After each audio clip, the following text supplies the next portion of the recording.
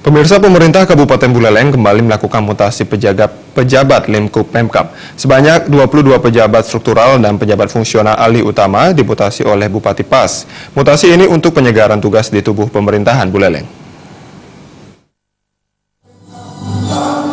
Total 22 mutasi yang dilaksanakan yang terbagi menjadi eselon 2 sebanyak 7 orang dan eselon 3 sebanyak 15 orang.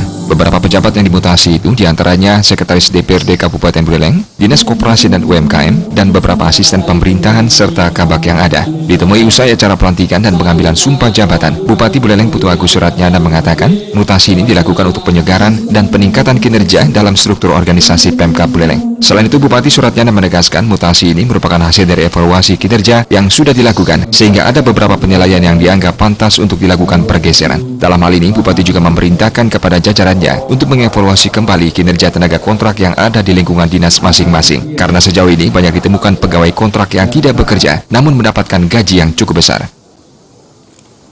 Berulang lagi pada saat ini menata pegawai semua, saya lihat jumlahnya di sumpah biar pakai integrasi dan buat pakai integritas. Karena sekarang kayaknya kan kita terus sesuaikan naik ya, ada yang 4, ada yang 2,5 juta, ada 3 juta lagi. Kan ini ya.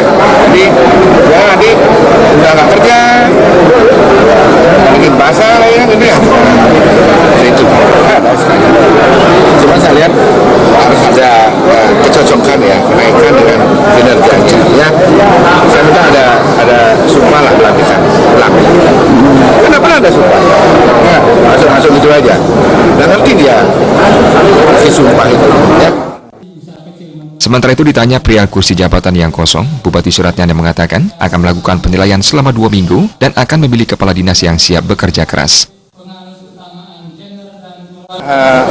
Dengan belum selesainya regulasi beras sampah dan kan dalam prolegnas DPR selesai, ini harus diantisipasi. Dan ini kan kita banyak sekali PU sama kebersihan harus bisa mengintegrasi bekerja dengan baik.